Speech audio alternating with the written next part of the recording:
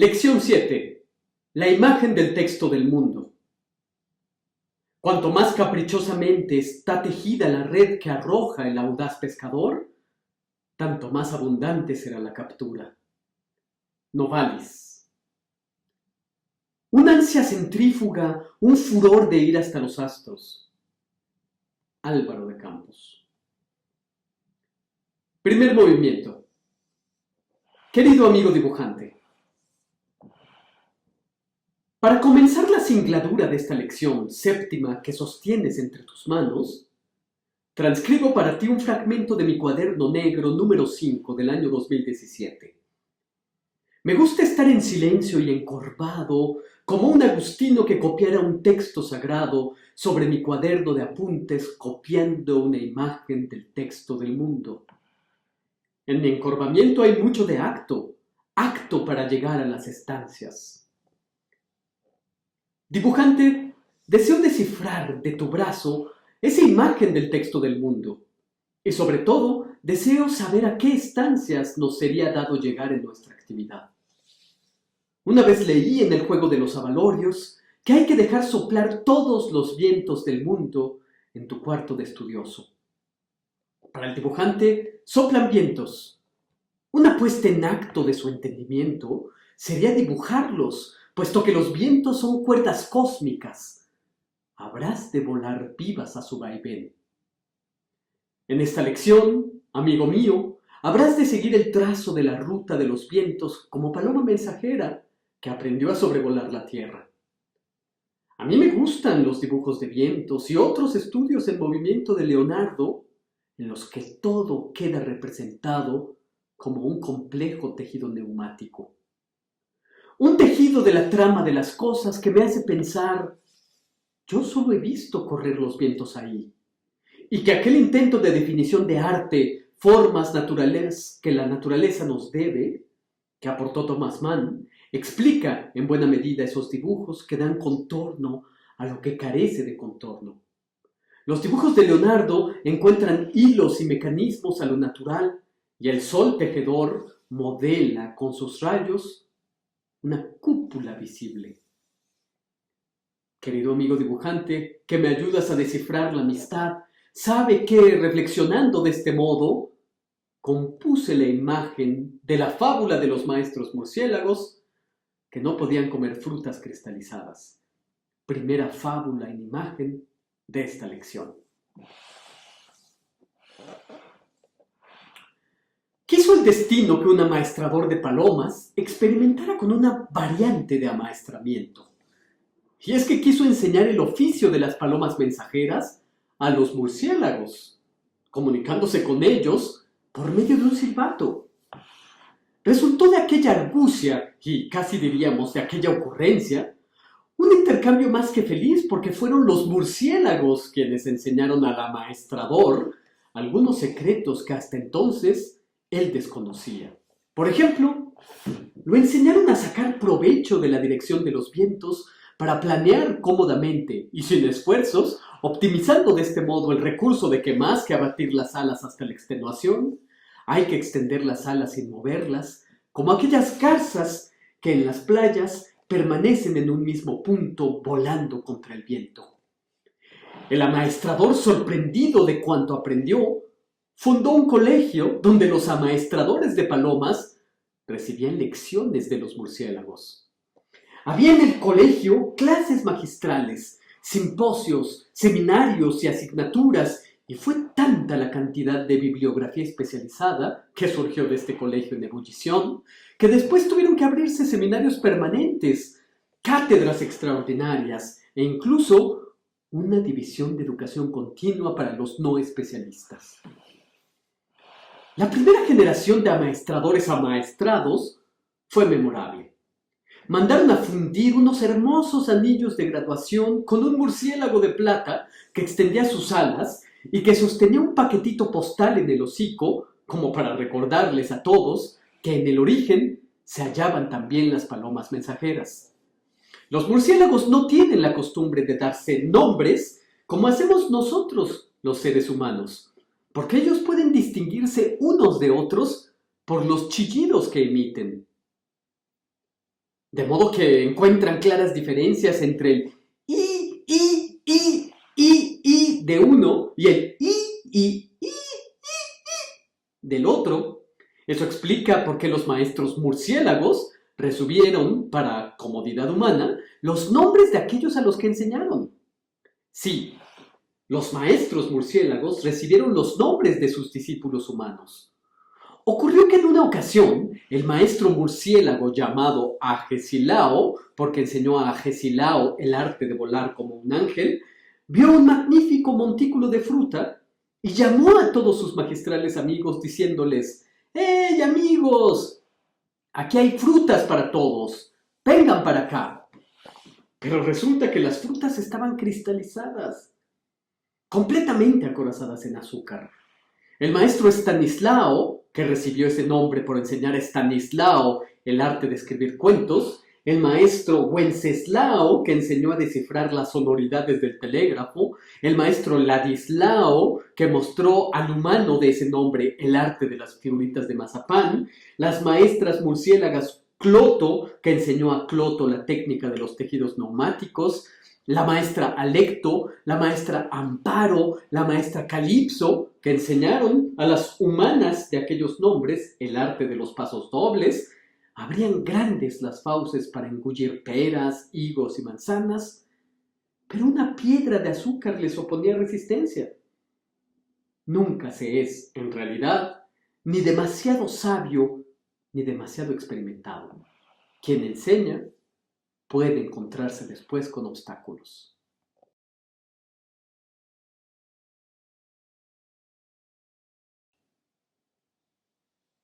Segundo movimiento.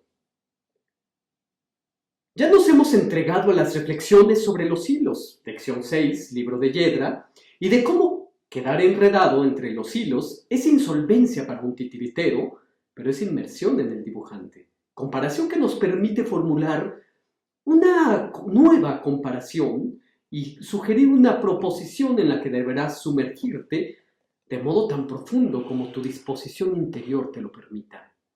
El dibujante debería concebirse como alguien que teje. Como un tejedor, sin por ello dejar de ser un marionetista, claro está, sin olvidar que a dibujante, tejedor y marionetista subyace el fabulador. La figura del tejedor como fabulador es frecuente en la imaginación literaria y tiene una incomparable fortuna en Lanzadera de Sueño de una noche de verano. Pero habiendo entendido al dibujante en tanto que tejedor, marionetista, fabulador, podemos preparar el terreno para avanzar en nuestros conceptos y determinar las características del tejido del tejedor, el teatrino del marionetista y la fábula del fabulador. En otras palabras, se trata de concebirle un espacio apropiado a nuestro marionetista insolvente y que se enreda con sus propios hilos. Un universo donde nuestra marioneta dibujo tejido determina sus propias leyes, lo que significa crear el código que gobierna al mundo que hemos creado, aunque sea solo para después quebrantarlo con nuevas disposiciones interiores. Se trata de construir nuestro sistema de relaciones o de la completa disposición del ser la araña en la tela, según el principio de la fábula de la araña, que dispuso una tela para capturar al mundo y capturó un vidrio estrellado, pero después capturó un arco iris. El dibujante, entonces, querido amigo mío, es quien vigila o vela los estados internos de un constructo de imaginación. La estética enseñada a los niños con versos de Edmond Javert. Algo que no está ahí, lo estará gracias a mí. Tal es el milagro de la creación. Un signo inventa un vocablo y el universo, de repente, se ve enfrentado a sí mismo. Crear y, siendo creador, familiarizarte con tu propio medio de confrontar al mundo. Dicho en otras palabras, oponerle resistencia al mundo con otro mundo, comentario de aquel, pero emergido de tu propio caos generador. Ya conoces tú la sabiduría fabulada, querido lector de esferas. Fue el crecimiento de la yedra. Entiendo por fábula el crecimiento según unos principios autodeterminados. 2 o 3 principios que se autorregulan hacen una fábula. Entiendo por fábula ese plexo de sentido que ya ha emergido en alguna ocasión en estas deambulaciones escribanas. Plexo es esa naturaleza arácnida de todo cuanto vemos. Cada cosa, una red. Cada cosa, 8 patas. No olvides, recuerda, no olvides recordar que antes de los microscopios y los telescopios estaban los dibujantes. La naturaleza arácnida es también la microscopía y la telescopía llevadas al papel de dibujo. Pero, ¿y la red? ¿Qué le es dado capturar en la hoja maculada e inmaculada al dibujante? Como araña, el dibujante captura semejanzas. Dibujante, dibujante, presta atención a mis palabras. El aprendizaje estriba en confiar lo que en las semejanzas se establece. Dibujante, dibujante, las semejanzas son la experiencia.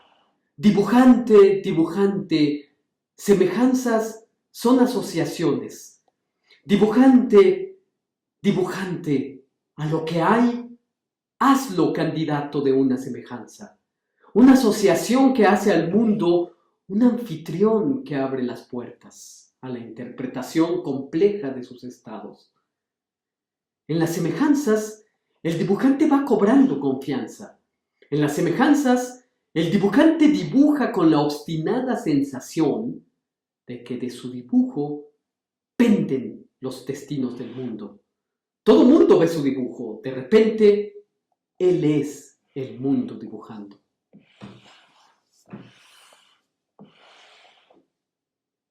El ave y el nido. Todas las aves construyen su casa. Se decía en otro tiempo, en la zona más transparente del aire. Pero en las ciudades ya no hay tal lugar.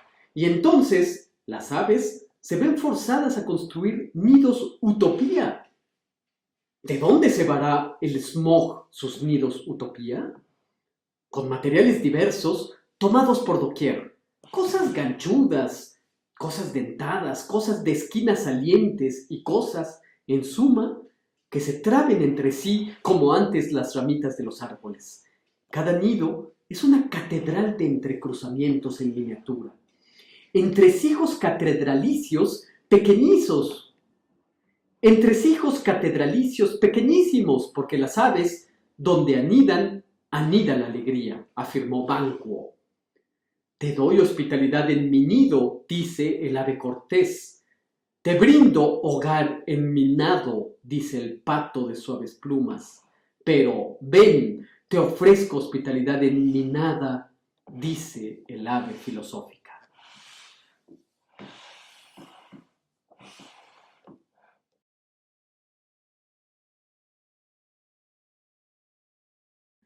En una carta, Goethe escribió: las obras de la naturaleza son siempre como una palabra pronunciada por primera vez.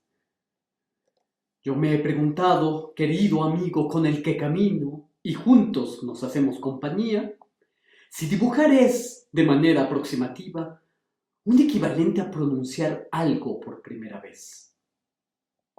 En este sentido, me inclino a pensar que en la fábula hay algo de este pronunciamiento primigenio.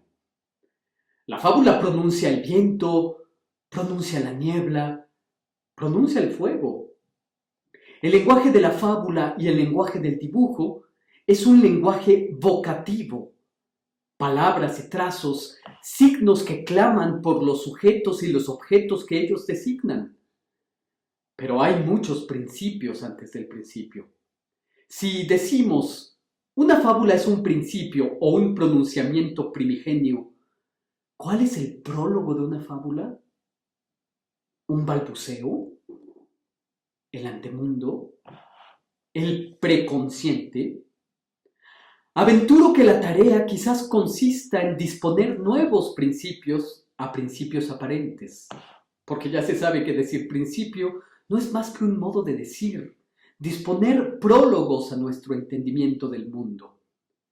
¿Qué había antes de la selva oscura de Dante? Es como preguntarnos qué había antes del tiempo. Pero como somos seres temporales, importa lo que hemos hecho dentro del tiempo y no fuera de él. En el tiempo se escribe una novela, en el tiempo se dibuja. El dibujo que es en el tiempo podría ser el prólogo de una fábula. Y su utilidad para la historia de la vida no podría ser más subrayada que en este punto. Su carácter liminal, su carácter de cualidad de avanzada del intelecto, después se convierte en relato e incluso en mito. Al principio hubo una fabulación gráfica. Fabulación gráfica es como pronunciar una palabra por primera vez.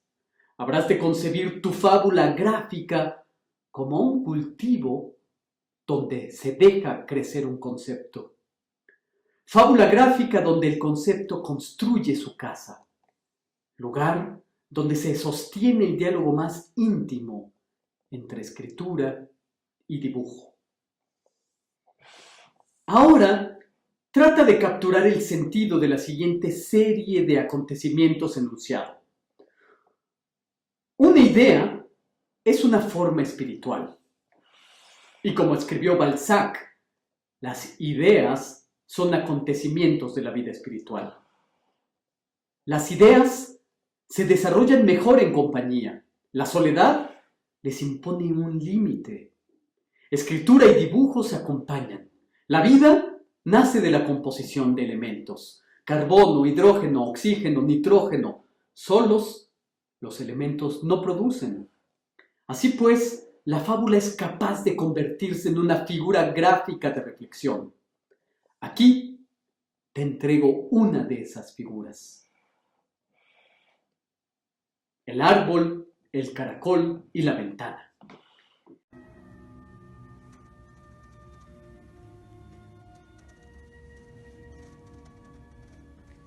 En cierta ocasión, un abedul que solía enraizarse al suelo con obstinación de peregrino, sintió en su tronco el camino frío y húmedo que iba dejando el paso lento de un caracol. ¡Yaj! Exclamó el abedul. Tú también deslizas tu camino frente a mi vista, le dijo entonces la ventana. Y no por eso hago exclamaciones de asco, ¿sí? ¡Ja! Pero si yo no me deslizo, dijo el abedul, ni dejo, por lo tanto, caminitos de humedad a mi paso. ¿Ah, sí? ¿Y cuando llueve? ¿No siguen lloviendo tus ramas y hojas cuando ya no hay nubes en el cielo? ¿Y tus pasos, que no se escuchan como los del caracol, no siguen el camino de la tierra pero hacia lo profundo? ¡Ja! ¡Va! Exclamó el árbol con sorna.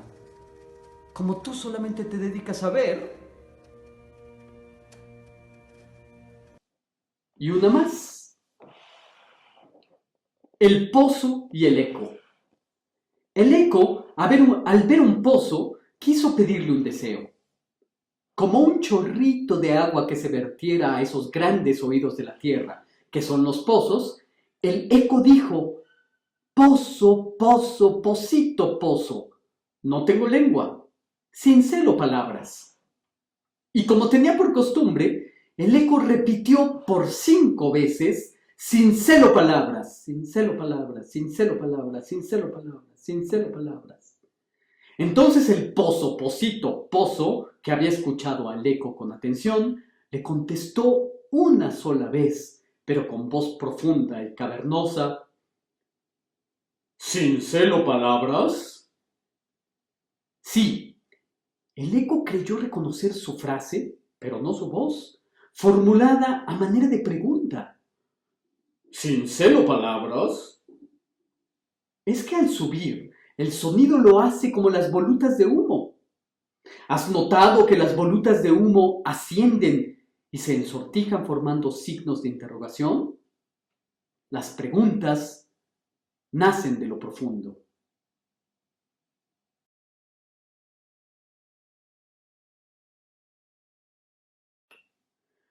Presta atención a mis palabras, querido amigo dibujante. El método fabulador se halla en tu libreta de apuntes. En verdad que en tu bitácora habrás de concebir un lugar donde mides la hondura de tu pensamiento, lugar del continuo perderse y encontrarse. Tu libreta, he ahí donde se escriben los libros con sus gestas. En los cuadernos está el código. Alguna vez apunté en una de mis bitácoras: mi fe se encuentra en la arena y en el cielo del desierto de mis libretas pautadas sin pauta. Caigo en cuenta de que mis cuadernos me llevan 4 o 5 años de ventaja en cuanto a planteamientos a desarrollar. Me harían falta 3 o 4 vidas para dar cauce y continuidad a todo lo contenido en aquellas páginas. Claro, llega un momento en el que es necesario dejar de plantear y es necesario resolver. Dibujante, dibujante, presta atención, por último, a la siguiente serie de formulaciones. A. Al mundo no se lo conoce, se lo crea. B. La imagen del texto del mundo es una fábula. Imágenes que piensan según la concepción a la que arribó Walter Benjamin y que dio título a uno de sus libros. Imágenes que piensan, es decir, imágenes que son ideas. C.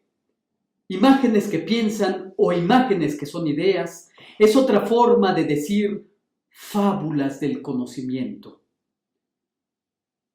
Fábulas del conocimiento o la posibilidad de conocer de forma fabulada, construyendo, por lo tanto, una epistemología fabulística.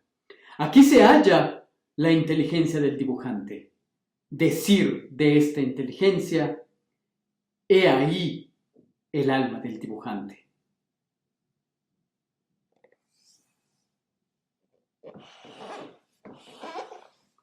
Fábula del farolero. Hubo en cierta ciudad un farolero al que le dio por experimentar con distintas formas de prender una farola.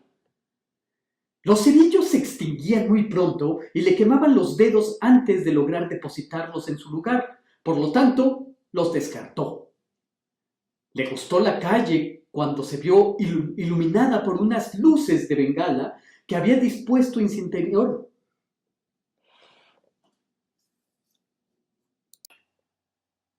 Fábula del farolero. Hubo en cierta ciudad un farolero al que le dio por experimentar con distintas formas de prender una farola. Los cerillos se extinguían muy pronto y le quemaban los dedos antes de lograr depositarlos en su lugar. Por lo tanto, los descartó. Le gustó cuando la calle se vio iluminada por unas luces de bengala que había dispuesto en su interior. Pero después de iluminar festivamente las viejas calles, la luz se extinguía produciendo una profunda tristeza por el simple hecho de haberse consumido. Tristeza que, sumada a las experiencias y a los datos obtenidos después de una violenta asamblea de vecinos, lo hizo desistir de seguir usándolas. Le dio entonces por dejar cintas de magnesio incandescente en el interior de las farolas y hacerlas combustionar con la llamita de un encendedor, lo que daba la impresión por las noches de que se libraba una batalla espacial a lo largo del paseo. Más tarde, el farolero intentó dejar pequeñas migas de oro, pero además de que esta experimentación era muy costosa, requería de una capacidad poética y memoriosa por parte de los peatones de la ciudad, para que cada vez que pasaran por debajo de las farolas, recordaran el verso de Ezra Pound: en la penumbra el oro recoge la luz que atesora. Atrapó un puñado de luciérnagas, pero como sabes, cuando son capturadas, las luciérnagas ya no brillan. A través de un ingenioso artefacto, el farolero dispuso un mecanismo rotativo que parecía que en lo alto de las luminarias se hubieran colocado carruseles y por turno, en su movimiento continuo, sus maquinitas iban alumbrando las farolas por lo alto como quien trazara ochos o infinitos en el aire, pero deslizándose sobre rieles oportunamente dispuestos, al tiempo que producían un efecto que se diría sembraba el espacio de arco iris. Más tarde, en su delirio, el farolero dispuso unos esquejes en la base de los mástiles e hizo detonar desde el interior algunos filamentos que quedaban expuestos desde los soportes, y el efecto sí que era lindo en verdad, porque las farolas parecían adornadas de parelios. Después de sus investigaciones, el farolero tuvo un breve periodo de inactividad por haber caído en una melancolía de la que salió al cabo de unas semanas, porque comprendió que la luz es una cáscara. Por más que la farola cambie en sus cualidades lumínicas y que las palabras de esta fábula cascabeleen, la farola siempre se mantiene en su puesto. Mantenerse en pie es el único oficio.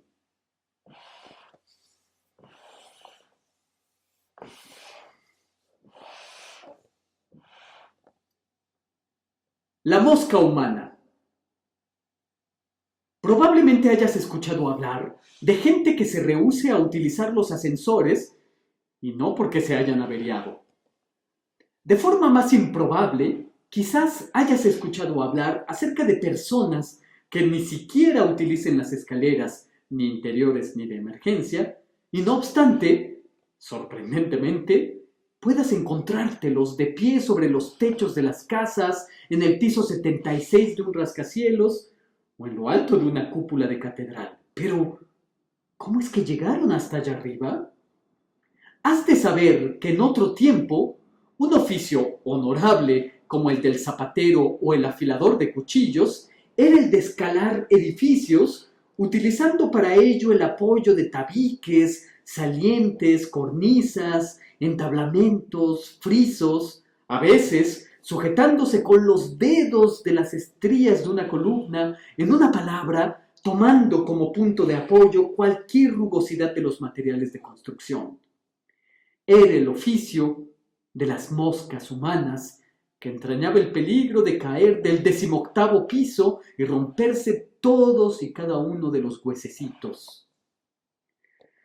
Resulta muy curioso que estos artistas del alpinismo urbano remontaban las alturas de punta en blanco, como se decía antes, es decir, de etiqueta, con un bastón en el costado, con polainas y con un bombín que a veces el viento de las alturas les arrebataba.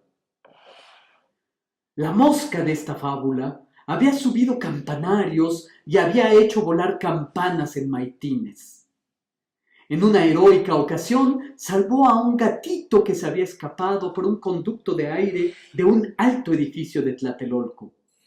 Hubo un día en que nuestra mosca humana, encaramada en lo alto de un poste de luz, quiso de verdad convertirse en una mosca para, como ellas, ver doble, ver triple, cuádruple, quíntuple, sextuple, y así ver más y más, ver una y otra vez, resultado de la potencia de repetición que tienen los ojos de las moscas con esas docenas de celdas que multiplican su visión.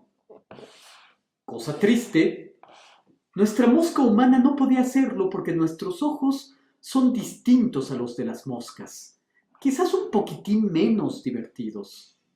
Hizo entonces un experimento. Se oprimió el párpado con la punta del dedo y la leve presión producía que la imagen de lo que veía se duplicara, pero eso era todo. Era jueves por la mañana, la mosca humana se encaramó a la parte más alta de una antena de radiotransmisiones y arriba se frotó las manos como hacen las de su especie. A lo lejos se podía ver que desde lo alto de la poderosa antena, la mosca humana dejaba caer lo que parecían hojas de papel. Sí, decenas y decenas de hojas de papel cayendo como volantes. Los asustadizos espectadores que abajo temían que la mosca humana perdiera el equilibrio al soltar sus páginas, pudieron notar que lo que dejaba caer eran dibujos.